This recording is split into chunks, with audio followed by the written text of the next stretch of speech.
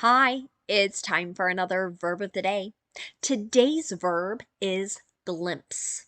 Let's take a look at the definition of this verb.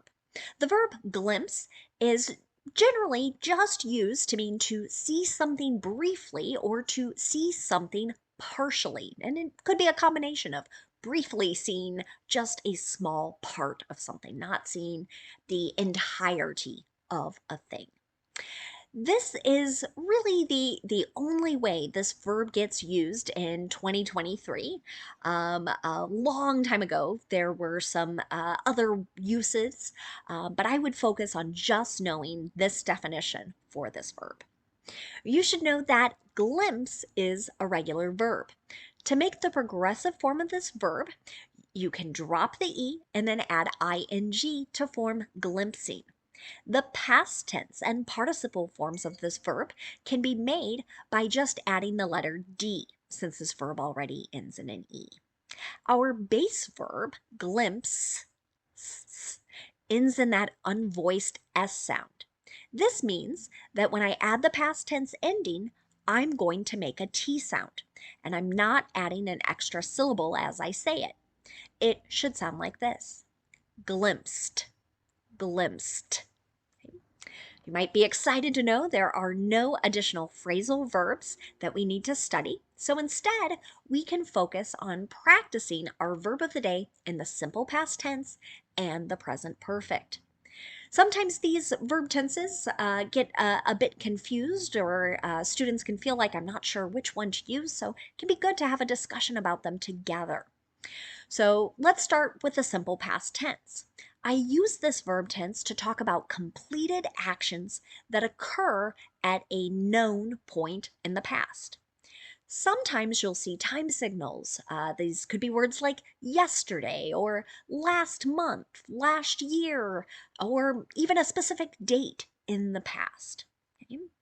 Now, with the present perfect, on the other hand, we use that to talk about completed actions that occurred at some unknown point in the past. So we're not as likely to see time references in those sentences. You might see that a particular action has occurred a number of times in the past, but we're not going to know, was that yesterday? Was it last month? Right? When did that happen? That tends to be the confusing part for many of my students when trying to decide between simple past and present perfect.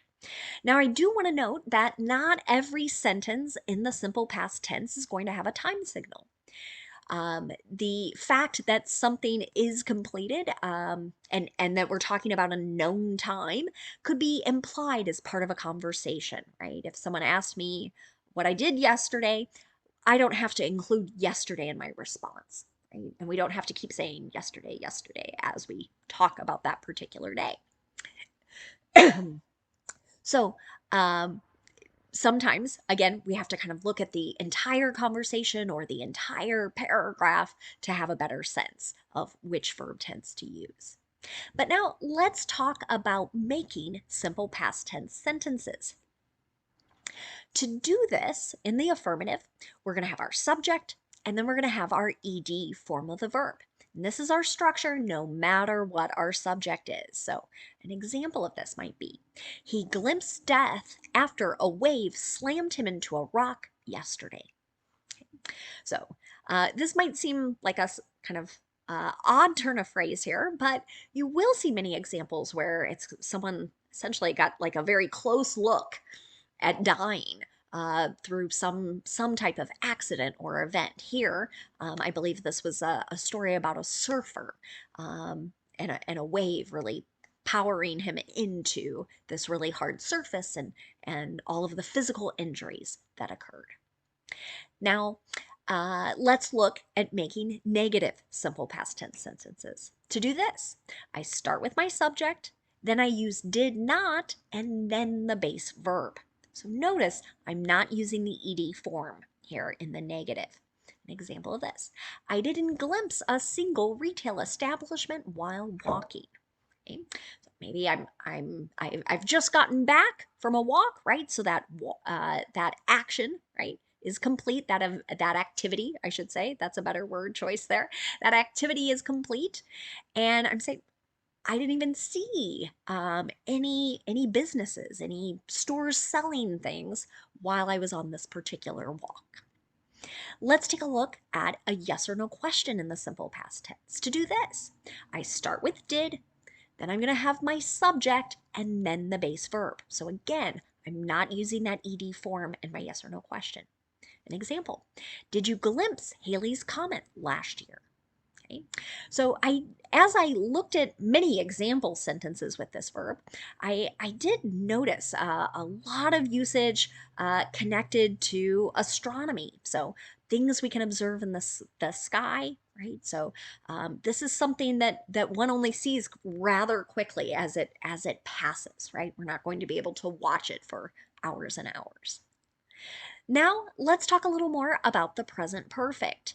We said we can use this with completed actions at an unknown point.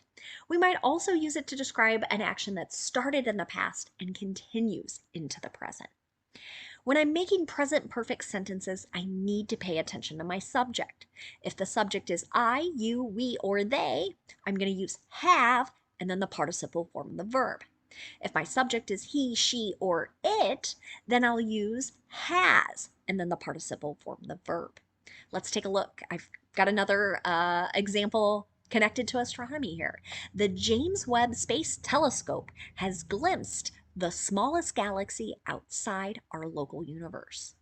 So here in this particular sentence, I think we're talking about that partial view, right? It couldn't see the entire galaxy outside of our universe, but it was able to see a portion or a part. If I want to make a negative present perfect sentence, again, I'm going to pay attention to my subject, and then I'll use have or has, then not, and then the participle form the verb. Here's another example sentence. We haven't glimpsed at a newspaper in the last few days. Someone who's on vacation or maybe really busy at work might say this, like I haven't even had a chance to take a quick look at a newspaper, so I don't know what's going on in the world. Lastly, let's look at making a yes or no question in the present perfect.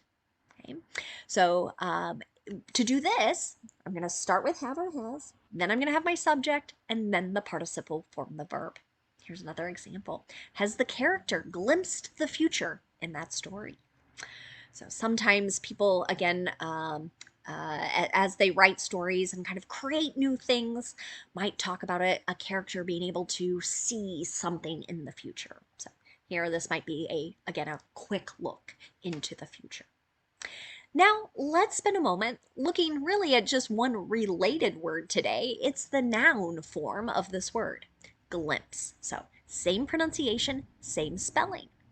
When you see the noun glimpse used, again, I want you to think brief look, a momentary, or also a partial view of someone or something.